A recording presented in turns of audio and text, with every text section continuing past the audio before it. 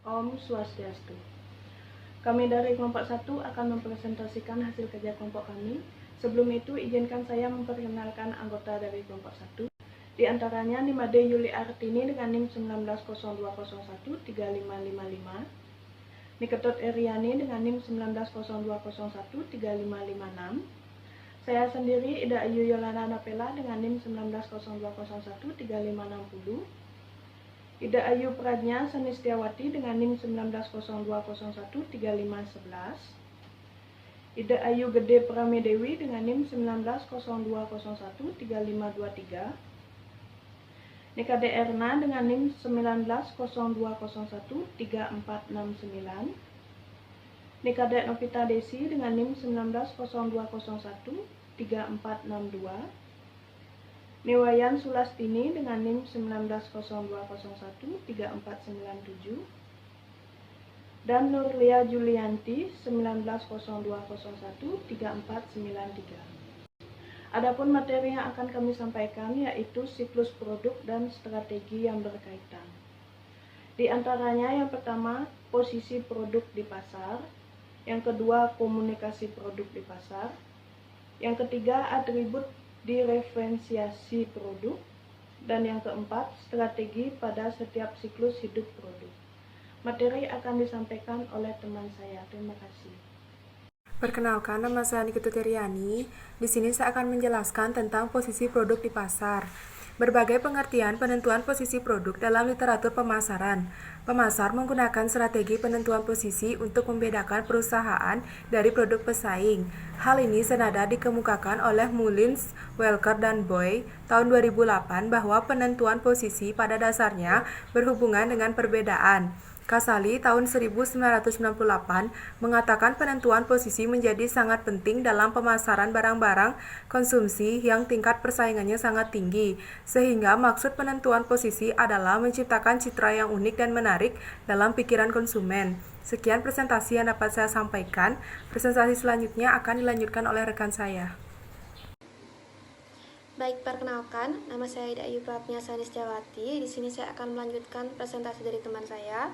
Selanjutnya mengenai langkah-langkah penentuan posisi produk. Yang pertama, mengenai menentukan produk atau pasar yang relevan. Yang kedua, mengidentifikasi pesaing. Yang ketiga, menentukan bagaimana konsumen mengevaluasi pilihan. Yang keempat, mengetahui bagaimana persepsi konsumen tentang posisi pesaing. Yang kelima, mengidentifikasi senjang pada posisi yang ditempati. Yang keenam, merencanakan dan melaksanakan strategi penentuan posisi. Dan yang ketujuh, memantau posisi.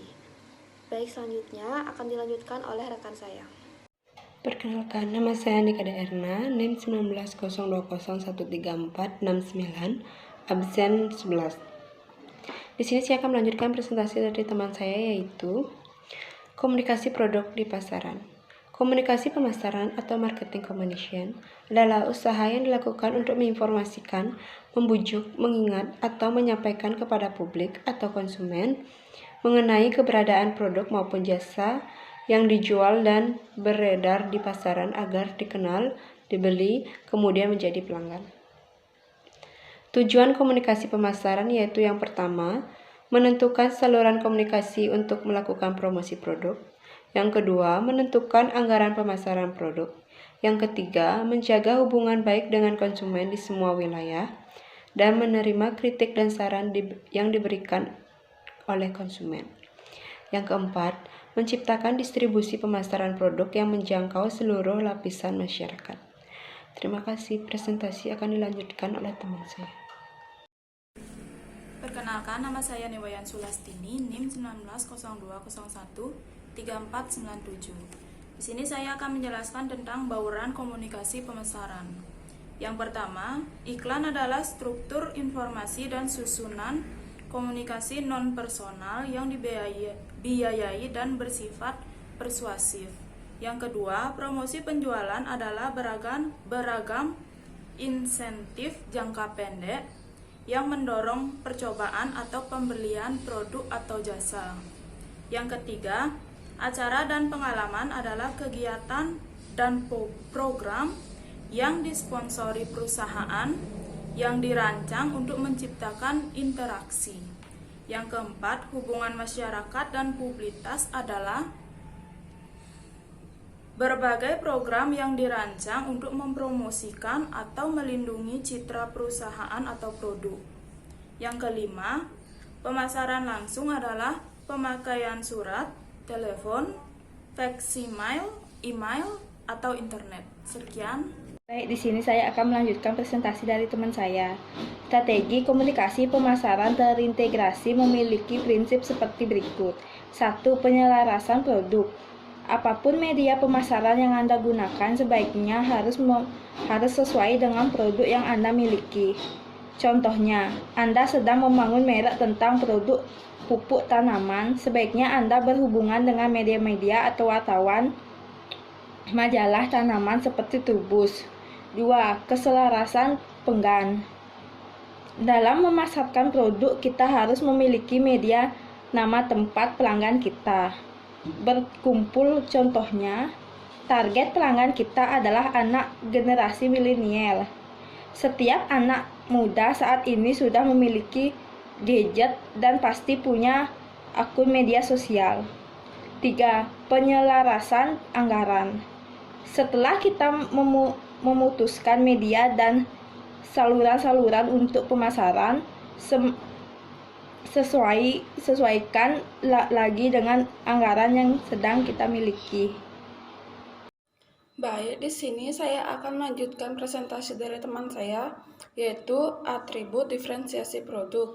Menurut Kotler, diferensiasi produk adalah tindakan merancang satu set perbedaan yang berarti untuk membedakan penawaran perusahaan dari pesaing sehingga hasil yang dapat mempengaruhi pilihan dan kepentingan konsumen yang paling istimewa. Artinya, perusahaan berusaha membuat produk yang ditawarkan mempunyai keunggulan atau mempunyai nilai lebih dibandingkan produk kompetitor. Menurut Kotler, diferensiasi produk adalah tindakan merancang satu set perbedaan yang berarti untuk membedakan penawaran perusahaan dari pesaing sehingga hasil yang dapat mempengaruhi pilihan dan kepentingan konsumen yang paling istimewa. Artinya, perusahaan berusaha membuat produk yang ditawarkan mempunyai keunggulan atau mempunyai nilai lebih dibandingkan produk kompetitor. Menurut Kotler, suatu produk dapat didiferensiasi melalui 9 cara, yaitu bentuk, fitur, mutu kinerja, mutu kesesuaian, daya tahan, keandalan, mudah diperbaiki, gaya, dan desain. Baik, yang keempat adalah strategi pada setiap siklus hidup produk. Strategi pemasaran merupakan logika pemasaran. Berdasarkan logika pemasaran tersebut, setiap unit bisnis diharapkan untuk mencapai target dan sasaran pemasarannya. Yang pertama, strategi pemasaran tahap perkenalan. Dalam meluncurkan produk baru, manajemen pemasaran dapat membentuk suatu tingkat tinggi atau rendah bagi setiap variabel pemasaran, seperti harga, promosi, distribusi, dan mutu produk. Yang kedua, strategi pemasaran tahap pertumbuhan. Tahap ini ditandai dengan adanya peningkatan penjualan, konsumen awal merasa senang dan konsumen berikutnya mulai membeli. Persaingan baru mulai memasuki pasar, harga pertahanan atau sedikit turun, dan laba meningkat. Baik, yang ketiga ada strategi pemasaran tahap kedewasaan. Pada suatu titik, tingkat pertumbuhan penjualan produk akan menurun dan produk akan memasuki tahap kedewasaan relatif. Tahap ini biasanya berlangsung lebih lama dari tahap sebelumnya dan merupakan tantangan berat bagi manajer pemasaran. Kebanyakan produk berada pada tahap kedewasaan dari siklus hidup. Yang keempat, strategi pemasaran tahap penurunan. Penurunan bisa lebih cepat atau lambat karena alasan teknologi, pergeseran selera konsumen, dan meningkatnya persaingan. Mempertahankan produk adalah beban bagi perusahaan maupun karyawan. Perkenalkan, nama saya Nemanda Yuliartini, nomor absen 44. Di sini saya akan menyimpulkan materi yang telah dibawakan oleh rekan saya. Berbagai pengertian penentu posisi produk dalam literatur pemasaran. Pemasar menggunakan strategi penentu posisi untuk membedakan perusahaan dari produk pesaing. Perusahaan yang menentukan untuk beroperasi dalam pasar yang luas menyadari bahwa sulit dapat melayani dan memuaskan seluruh pelanggan dalam pasar tersebut.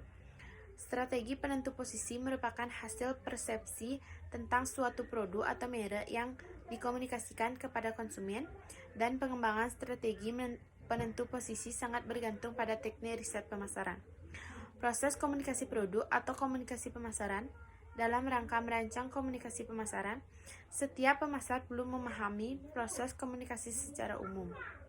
Tujuan komunikasi pemasaran diantaranya yaitu menentukan saluran komunikasi untuk melakukan promosi produk agar dapat mengidentifikasi sasaran penjualan produk dan menentukan apa saja yang dibutuhkan para konsumen. Sekian dari saya, akan dilanjutkan oleh rekan saya. Terima kasih. Sekian presentasi yang kami sampaikan. Jika ada salah kata kami mohon maaf. Akhir kata kami ucapkan Parama Santi. Om Santi Santi Santi Om.